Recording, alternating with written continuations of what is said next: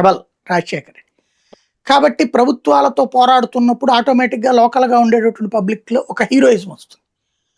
ఇంకోటి ఏంటంటే కాంగ్రెస్ పార్టీ అధికారంలో ఉన్నప్పుడు ప్రభుత్వాలతో పోరాడేటటువంటి వ్యక్తులకి ఇవాల్టికి మళ్ళీ ఆ నియోజకవర్గంలో పనులు ఏమి జరగకుండా ఆగిపోవడం ఉండదు.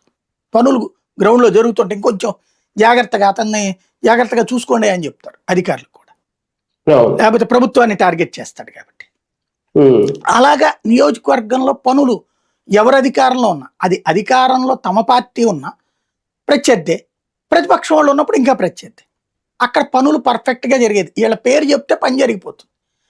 అలాగా ఒక ఎస్టాబ్లిష్మెంట్ ఏర్పడిపోయింది. దశాబ్దాలు గడిచిపోయినాయి. రాజకీయం సీన్ ఇప్పుడు మారింది.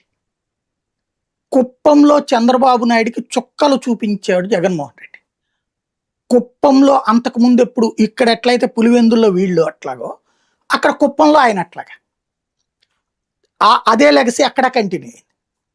అయితే అక్కడ పుట్టలేదు చంద్రబాబు గారు, బట్ ఫ్రమ్ ద బిగినింగ్ ఆయన కుప్పంలో కంట్రోల్ ఆయన చేతిలోనే ఉంది. చంద్రగిరిలో ఓటమి తర్వాత నుంచి ఆయన కుప్పం ఎంచుకున్నప్పటి నుంచి అక్కడ దర్జాగా సాగిపోతుంది. ఆయన వెళ్ళకపోయినా గెలిచేస్తాడు అక్కడ. అలాంటి సిచ్యుయేషన్ నుంచి ఒక టఫ్ ఫైట్ ఇచ్చాడు జగన్మోహన్ రెడ్డి. ఎలాగా తను సీఎంగా ఉన్న సందర్భంలో అసలు మళ్ళీ చంద్రబాబు నాయుడు గెలుస్తాడా లేడా అన్నంత భయాన్ని సృష్టించాడు.